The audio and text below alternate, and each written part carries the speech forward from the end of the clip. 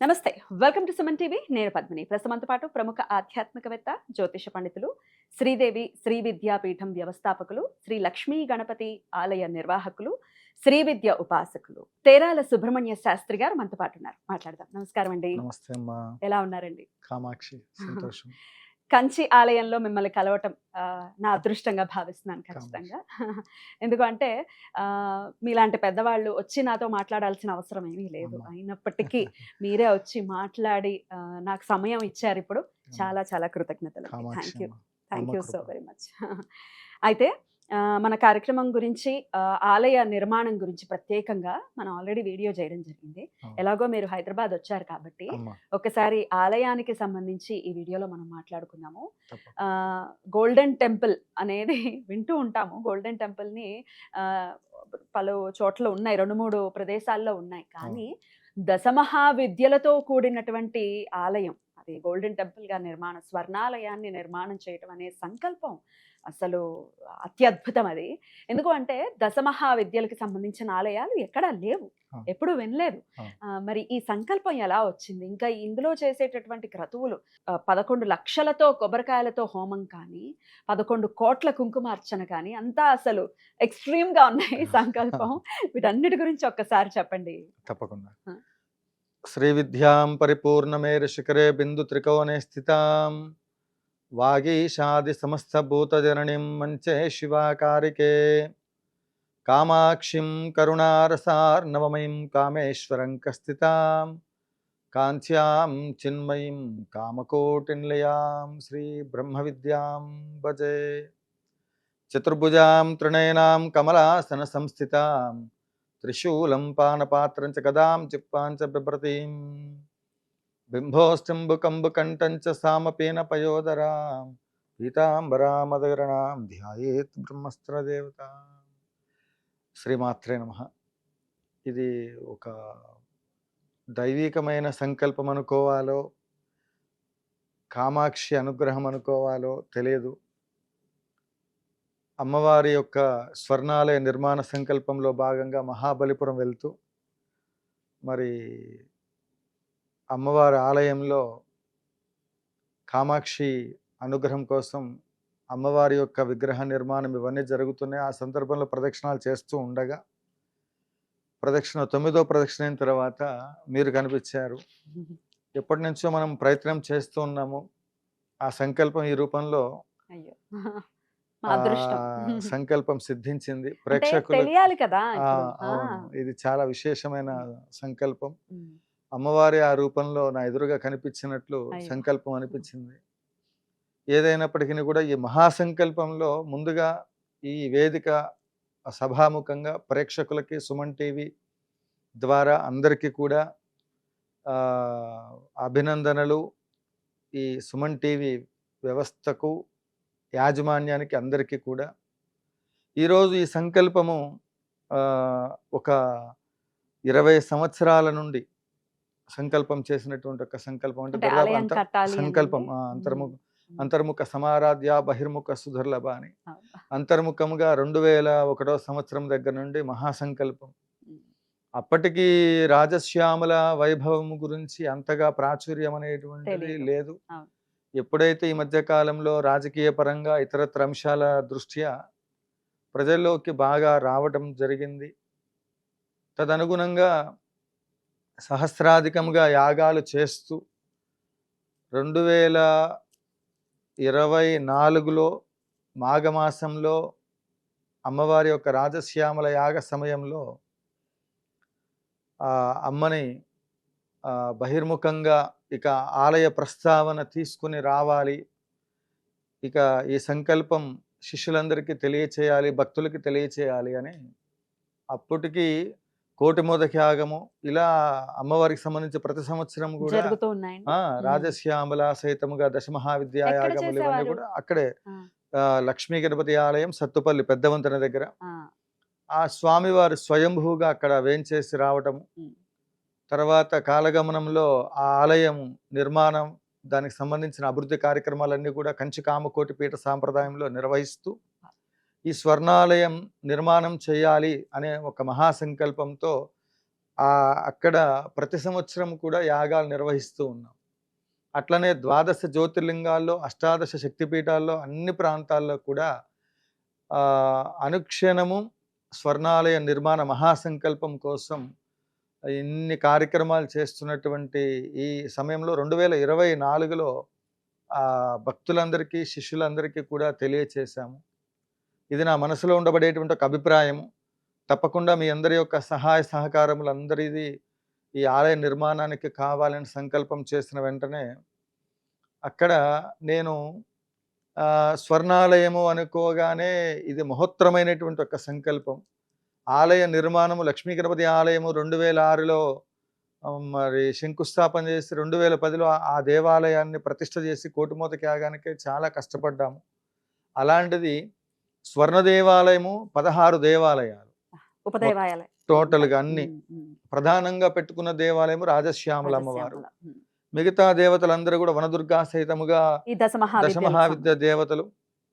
అట్లనే అలివేలు మంగా సమేత వెంకటేశ్వర స్వామి వారిది, హరిహరసుత అయ్యప్ప స్వామి వారిది, శ్రీ రమాసహిత సత్యనారాయణ స్వామి వారిది. ఇలా ప్రామాణికంగా అన్ని అక్కడ ఏవైతే ఆ ఆలయానికి సంబంధించిన దాంట్లో నా మనసులో సంకల్పం చేసుకున్నవన్నీ కూడా వ్యక్తపరచడం జరిగింది. ఆ సమయంలో అసలు అన్నదానం జరుగుతుంది, కార్యక్రమాలు, యాగం అంతా భక్తుల కోలాహలంగా ఉన్నారు. ఎప్పుడైతే అనౌన్స్మెంట్ చేశానో ఇంకా నా బాడీలో ఒక రకమైన అలజడి, ఆందోళన, టెన్షను. ఇది ఇలా అనౌన్స్మెంట్ చేస్తున్నాను, ఇది అందరూ విచిత్రంగా చూస్తారేమో ఈ సంకల్పము. ఎందుకంటే అది సాహసోపేతమైన నిర్ణయం.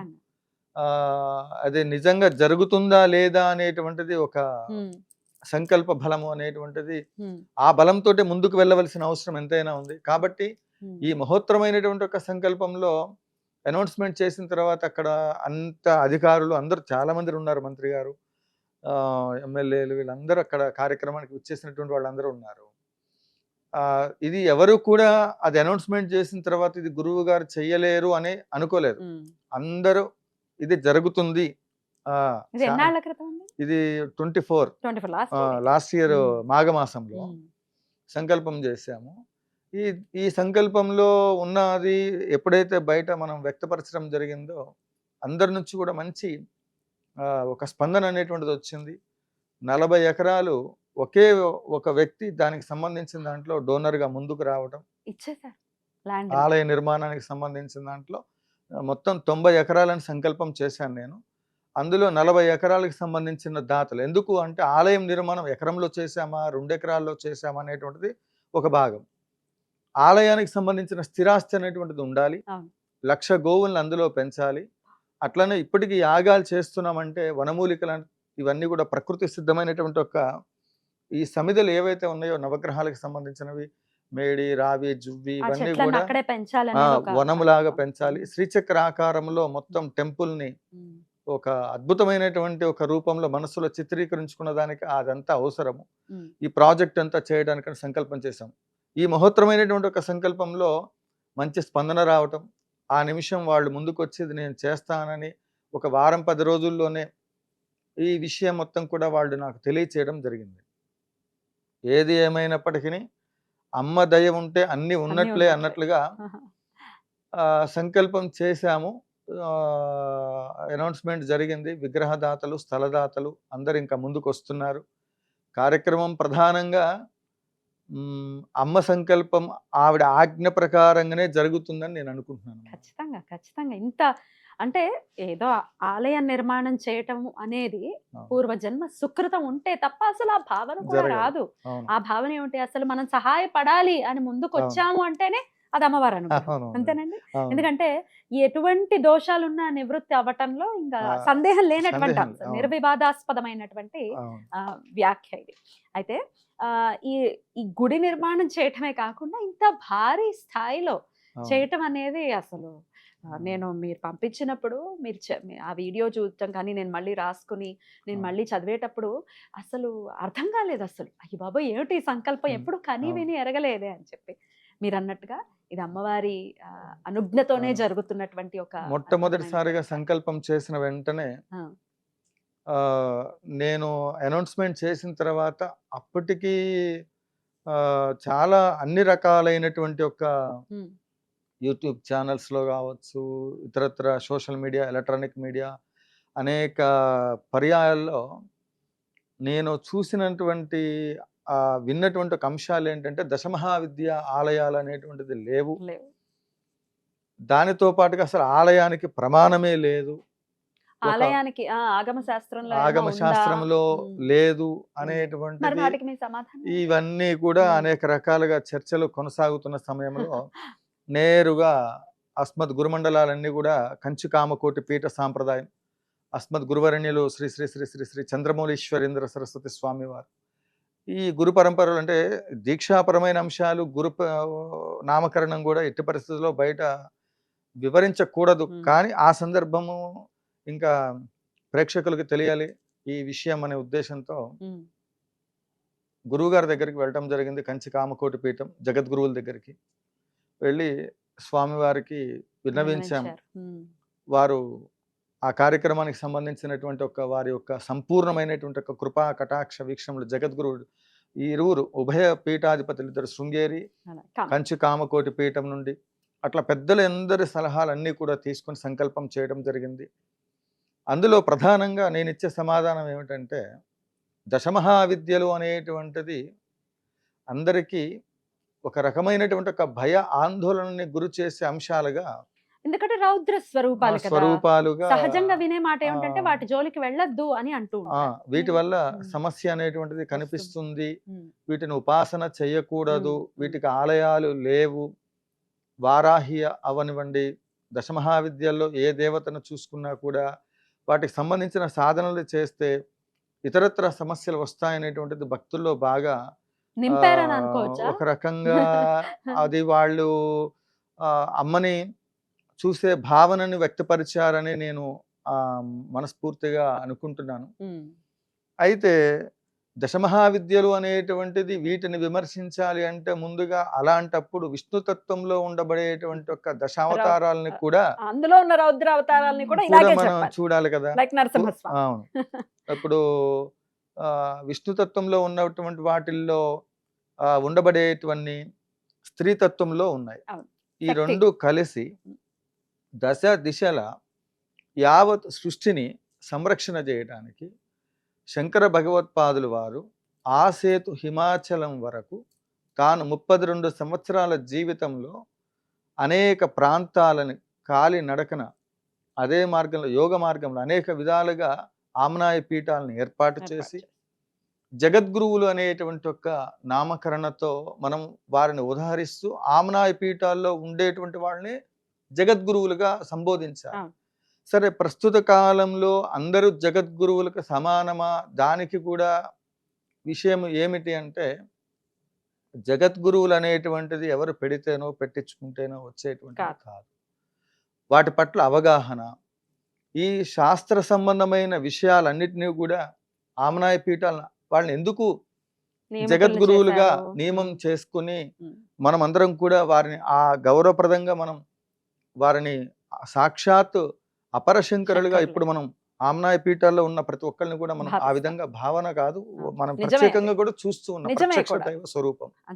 ఎందుకు అంటే ఒక తల్లి తండ్రి తల్లిదండ్రులు వంశస్థులకి పిల్లలకి ఇచ్చేటువంటి ఒక ప్రాపర్టీస్ ఏవైతే ఉంటాయో అమ్మా, అవి వాళ్ళ యొక్క వంశాన్ని, ఆ వంశంలో ఆస్తిపాస్తులు అవ్వచ్చు, ఏదైనా అవ్వచ్చు, ఆ పిల్లలకి ఇచ్చేటువంటి ఒక సంపద ఆ వంశంలో ఉండబడేటువంటి వాళ్ళకి ఉపయోగపడాలని ఎవరైనా వాళ్ళ స్వలాభాల కోసం అంటే ధర్మం, అది గృహస్థాశ్రమ ధర్మంలో అన్ని ఏర్పాట్లు చేసి వాళ్ళ పిల్లల కోసం ఇస్తారు. జగద్గురువులు అనే పేరు పెట్టుకున్నటువంటి వాళ్ళందరూ కూడా యతీశ్వర ధర్మంలో ఈ జగత్తులో ఉండబడేటువంటి వాళ్ళందరూ కూడా వాళ్ళు వీళ్ళు చిన్న పెద్ద ఏమి లేదు, జీవకోటి మొత్తానికి కూడా కామకోటి మూలామ్నాయ పీఠాలన్నీ కూడా ఆమ్నాయ పీఠాల్లో ఉండబడే జగద్గురువులందరూ కూడా వారు ఎటువంటి స్వలాభ ఆపేక్ష లేకుండా కరోనా టైంలో కానివ్వండి, ప్రకృతిలో వచ్చేటువంటి ఒక అనేక రకాల విపరీతమైనటువంటి ఒక పరిస్థితులు ఏది ఉన్నప్పటికీ కూడా అవేవి రాకుండా మన బార్డర్లో ఉండబడేటువంటి ఒక సైనికులకి కూడా రక్షణ. వాళ్ళకి రక్షణ కలగడానికి ఒకానొక సందర్భంలో పరమాచార్యులు వారు సుందరాకాండ పారాయణ చేయించారు యుద్ధ సమయంలో. అట్లనే మొన్న కూడా మనం అనేక రకాలుగా కొన్ని సందర్భాల్లో అవి బహిర్గతం అవ్వాల్సిన అవసరం అవసరం లేదు. లేదు. వాళ్ళు ప్రతినిత్యము కూడా చేస్తున్నారు. జగద్గురువులు అని వారిని సంబోధించే సమయంలో వాళ్ళు చేసేటువంటి ఒక కార్యక్రమాలు ఒక్కసారి పీఠాలకు వెళ్ళి చూస్తే తెలుస్తుంది. తెలుస్తుంది. వాళ్ళు దానికి అన్వయం చేసుకునే పరిస్థితి లేని వాళ్ళు ఆ విధంగా ఉన్నారు. ఇట్లా కాలేనటువంటి వాళ్ళు దశమహావిద్యల గురించి, ఇతరత్రా విద్యల గురించి మనం వాళ్ళు మాట్లాడుతున్నప్పుడు అమ్మ అనుగ్రహం కోసం పరితపించేటువంటి నాలాంటి వాళ్ళకి కొంత అయోమయం, ఒకంత గందరగోళం, కించిత్ బాధ ఇది అనిపిస్తుంది. నిజమా? ఒకవేళ ఇలా చేస్తే ఆలయాలు లేవు అంటే, ఇప్పుడు ఉదాహరణకి ఈ మధ్య కాలంలో కూడా గత 2-3 రోజుల కింద కూడా నేను కొన్ని వీడియోలు చూశాను. అసలు ఇంకా ఆలయాల నిర్మాణమే లేదు, అది సాధ్యపడే అంశమే కాదు అని. అలాంటప్పుడు ఆ దేవాలయాలు అనేక ప్రాంతాల్లో ఎక్కువగా ఉండాలి కదా అని కూడా, మరి రామాలయము, కృష్ణాలయము, ఇతరత్ర ఆలయాలు ఎన్నో ఉన్నాయి. దశమహావిద్య ఆలయాలు లేవు అంటే ఇదిగో ఈ దశమహావిద్య స్వర్ణ దేవాలయం ఇంత సంకల్పం చేయాలని అమ్మవారు అక్కడ సృష్టిలో రాసిపెట్టి ఉన్నప్పుడు ఇంత టైం పట్టిందేమో. పడుతుంది. కాబట్టి ఆ క్రమంలో భాగంగా ఇక్కడ నేను పూర్తి క్లారిటీ ఇచ్చే అంశం ఏంటంటే, వీళ్ళందరూ ఆ దేవాలయాలు లేవు అన్నందుకు ఉపాసన మార్గంలో ఇప్పుడు లలిత రహస్యనామ స్తోత్ర పారాయణ అన్నారు. మరి అలా రహస్యంగా లేదు కదా, బహిర్గతం అయిపోయిందిగా. అలానే సాధన చేస్తూ ఆలయాలు నిర్మాణం చేశారు. Right. అమ్మవారి గురించి ప్రకటితం అంటే కలియుగంలో ప్రత్యక్షంగా కనపడేటువంటి దైవ స్వరూపం ఏంటంటే, భగవంతుడు కనిపిస్తాడంటే అవును కనిపిస్తాడు. ఎలా? గురువు రూపంలో కనిపిస్తాడు. ఆ గురువు మార్గదర్శకాలు చేసి ఉపాసన చేస్తే అప్పుడు దైవం ఆలయ రూపంలో, అర్చన రూపంలో నీ ముందు ప్రత్యక్షం అవుతుంది. అది అనుభవించేటువంటి వాడికి తెలుస్తుంది. అలా అనుభవించినటువంటి వాళ్ళు పూర్వం వెళ్ళి చూస్తే రామదాసు, ప్రహ్లాదుడు, ఇలా ఎన్నో సాక్షాత్కారం జరిగింది. అందువల్ల ఇవన్నీ కూడా మన దగ్గర ఆర్థిక వనరులుండో అందరు అడుగుతుంటారు, గురుగారు ఇది సాధ్యమా అంటే అప్రాక్సిమేట్లీ మీరు ఎంత ఈ ఆలయం నిర్మాణం చేయడానికంటే 3000 crores నియర్లీ ఎస్టిమేషన్, అప్రాక్సిమేట్లీ దీనికి కుడబడేటువంటి ఒక ఎస్టిమేషన్ ప్లాన్ టోటల్గా గోల్డెన్ టెంపుల్కి ఈ 3,000 కోట్ల రూపాయలు ప్రాజెక్ట్కి అయ్యేటువంటి ఒక ఖర్చు టోటల్ ఈ ఆలయాలు మొత్తం పూర్తి చేయడానికి. మొత్తం టోటల్ ప్రాజెక్ట్ నేను 5 years లో కంప్లీట్ చేయాలనేటువంటిది నా సంకల్పం. ఈ 90 ఎకరాలు 16 ఆలయాలు పూర్తి చేస్తూ అక్కడ గోశాల, వేద పాఠశాల, వేదం, నాదం, నిత్య కళ్యాణం, పచ్చతోరణం. ఎందుకు అంటే ఈ స్వర్ణాలయము అనేటువంటిది ఇప్పటి వరకు దశమహావిద్యలకి ఎవరికి ఆలయం లేదు అన్న వాళ్ళకి ఇది సమాధానంగా రాబోయే తరాలకి తెలంగాణ ప్రాంతంలో ముఖ్యంగా ఈ ఆలయం ఎందుకు నిర్మాణం చేయాలనుకుంటున్నామంటే, తెలంగాణలో భద్రాద్రి రామచంద్రమూర్తి, భద్రకాళి అమ్మ, యాదగిరి లక్ష్మీ నరసింహస్వామి వారి దేవాలయం, ఇలా కొన్ని దేవాలయాలు ఉన్నాయి. అంటే మా తాతల నాటి కాలంలో వాళ్ళు సైకిల్ వేసుకొని తిరిగారు అని ఇప్పుడు ఎవడు సైకిల్లో తిరగట్లా. అవసరమైతే ఇంటికో హెలికాప్టర్ కొనుక్కునే పరిస్థితులు వచ్చినాయి. అంటే ఇక్కడ పరిస్థితి ఏంటంటే, అప్పుడు ఉన్న వాటిని అనుభవించలేకుండా ఇప్పుడు కొత్తగా ఉన్న వాటిని మీరు ఎట్లయితే వ్యక్తపరుస్తున్నారో, శ్రీకృష్ణదేవరాయల నాటి కాలం నుండి ఇప్పటి వరకు అనేక దేవాలయాలు వాళ్ళు కట్టారు, వీళ్ళు కట్టారు. తమిళనాడులో చూసినట్లయితే మనం దక్షిణ ప్రాంతం మొత్తం కూడా ఆలయాలన్నీ కూడా ఎలా ఉంటాయంటే, ఊరు మొత్తం ఉన్నంత ఆలయాలు ఉంటాయి, ఊరు చిన్నగా ఉంటుంది. మనమేం చేస్తామంటే ఊరంతా మందే ఉంటుంది, ఆలయం మన ఇంట్లో గూళ్ళలాగా ఉంటుంది. ఆధ్యాత్మికమైన సంపద, అక్కడ ఉండబడే సౌభాగ్యం, తెలుగు ప్రాంతాల్లో ఉండబడే పరిస్థితులు, రాజశ్యామల అంటే సర్వరాజవశంకరి, సర్వస్త్రీ పురుషవశంకరి, సర్వదుష్టభృగవశంకరి, సర్వసప్తవశంకరి, బీజాక్షరాలు లేకుండా చెప్తున్నాను. సరైనటువంటి ఒక రాజులని, వారి యొక్క పరిపాలన, రాజులు వాళ్ళు ఎలాంటి పరిస్థితుల్లో ఉన్నా వాళ్ళకి కావలసిన బుద్ధి కుశలతని, మంచి స్థితిని, మంచి ఉన్నత స్థితిని ఈ యొక్క తెలంగాణ ప్రాంతంలో నేను ఎక్కడికి వెళ్ళినప్పుడు కూడా టూరిస్టులు అందరూ కూడా ఈ పాంప్లెట్స్ అవన్నీ ఇచ్చి, నేను కనపడ్డ క్యూ లైన్లో దేవాలయాలకు, దర్శనాలకు, వాటికి వీటికి వెళ్ళినప్పుడు కూడా వాళ్ళు ఫోన్లు చేస్తుంటారు, గురూజీ ఎప్పటి వరకు వచ్చింది ఏంటంటే, ఒక టూరిజం అనేటువంటిది ఇప్పుడు మహాబలిపురం ఉంది, అక్కడ ఏ క్షేత్రం ఉంది ఏముంది అంటే అక్కడికి టూరిస్టులు అందరూ వెళ్తూ ఉంటారు. తర్వాత మనం అరుణాచలం వెళ్ళామంటే గోల్డెన్ టెంపుల్ చూస్తూ ఉంటాం. మన ప్రాంతంలో ఎప్పుడూ కూడా ఒక ఆధ్యాత్మికమైన శోభ తీసుకురావడానికి ఈ స్వర్ణాలయం అనేటువంటిది ఒక మహోత్తరమైన కార్యక్రమం. దాన్ని మీడియా వేదికగా సుమన్ టీవీ అంటే ఇది వేదిక చేసుకొని ఈ సంకల్పాన్ని ముందుకు తీసుకెళ్ళటంలో కామాక్షి తల్లి మిమ్మల్ని పద్మహస్తే పద్మప్రియ అన్నట్లుగా మిమ్మల్ని నా ఎదురుగా కూర్చోబెట్టి ఈ మాటలన్నీ పలికిస్తూ ఉంది. అది దైవ సంకల్పం. కాబట్టి భక్తులందరూ ప్రేక్షకులందరూ కూడా గమనించవలసిన విషయం ఏంటంటే, ఆ గతంలో ఎవరో అర్చనలు సాధనలు చేయలేదు. ఈ దశావతారాలు ఎలా అయితే వాళ్ళు చేయలేకపోయారో అదే మాదిరిగా అంటే దశావతారాలకు సంబంధించిన అర్చన విధి విధానాల గురించి కొంతకాలానికి కానీ ఒకటి రాలేదు. అట్లా వాటి గురించి తెలుసుకొని, అమ్మవార్ల గురించి తెలుసుకొని 27 నక్షత్రాలు, 12 రాసులు, 9 గ్రహాలు, వీటిల్లో నుండే ప్రకృతి మొత్తం నడుస్తూ ఉంది.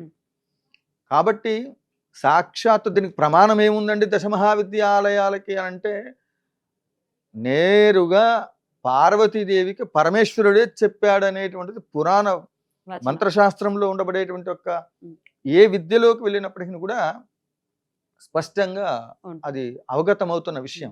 పరమేశ్వరుడే చెప్పాడు. ఇప్పుడు తిరుమల తిరుపతి దేవస్థానంలో శ్రీచక్రము లేదు అనేటువంటిది కొంతమంది ఈ మధ్యకాలంలో చెప్తూ వచ్చారు.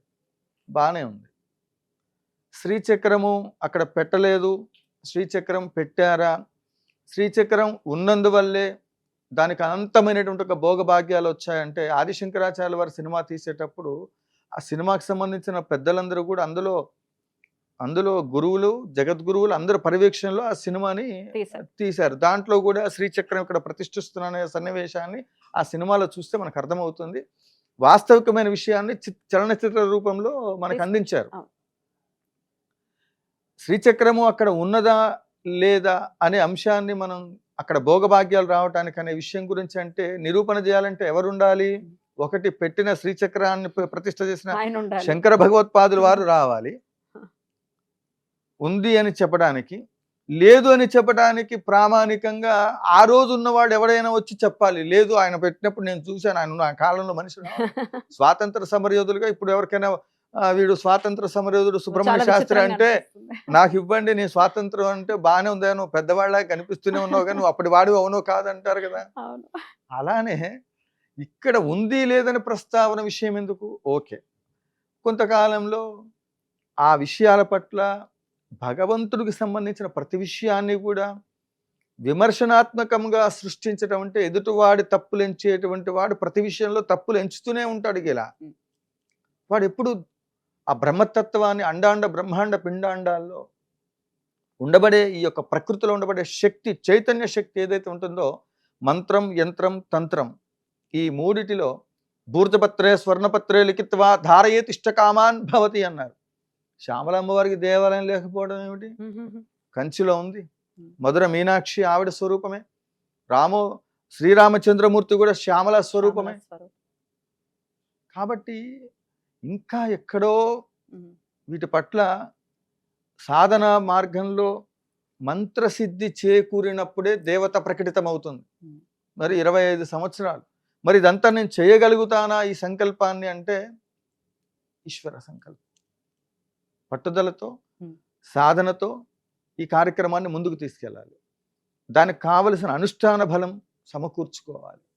అందుకే మీడియాలోకి మరి 20 సంవత్సరాలు బట్టి ఉన్నప్పుడు ఎందుకు ప్రకటితం చేయలేదు అంటే దానికి కూడా సమయం రావాలిగా, కావాలి, దానికి తగ్గట్టుగా చేయాలి. అద్భుతం, ఈశ్వర సంకల్పం. ఖచ్చితంగానండి. మరి ఈ కార్యక్రమం మహోత్కృష్టమైనటువంటి కార్యక్రమం అనటంలో ఎటువంటి అతిశయోక్తి లేదు. మరి ఈ ఆలయ నిర్మాణానికి సంబంధించి మీరు భాగస్వామ్యులు కావాలి అనుకుంటే కనుక ఖచ్చితంగా దాతలుగా మారచ్చు. ఆలయ నిర్మాణానికి మీ వంతు మీ శక్తానుసారం ఖచ్చితంగా మీరు పంపించాలని అనుకున్నది ఖచ్చితంగా పంపించవచ్చు. స్క్రీన్ మీద కనిపిస్తున్నటువంటి నంబర్స్కి మరిన్ని వివరాల కోసం కాంటాక్ట్ కూడా చేయొచ్చు. చాలా చాలా కృతజ్ఞతలండి. మిమ్మల్ని అడగాల్సిన ప్రశ్నలు ఇంకా చాలా ఉన్నాయి, అంటే వాళ్ళ కోసం కూడా వాళ్ళకు కూడా ఉపయోగపడేలాగా కొన్ని రెమెడియల్ మెజర్స్ కానీ ఎట్లా చిన్న చిన్న ప్రాబ్లమ్స్ నుంచి బయటపడడానికి ఏం చేసుకోవచ్చు అనేది ఫ్యూచర్ ఎపిసోడ్స్లో మీరు చెప్తే ఖచ్చితంగా మేము తెలుసుకుంటాం. తప్పకుండా అమ్మా. థ్యాంక్ యూ అండి. కామాక్షి, నమస్తే. కామాక్షి.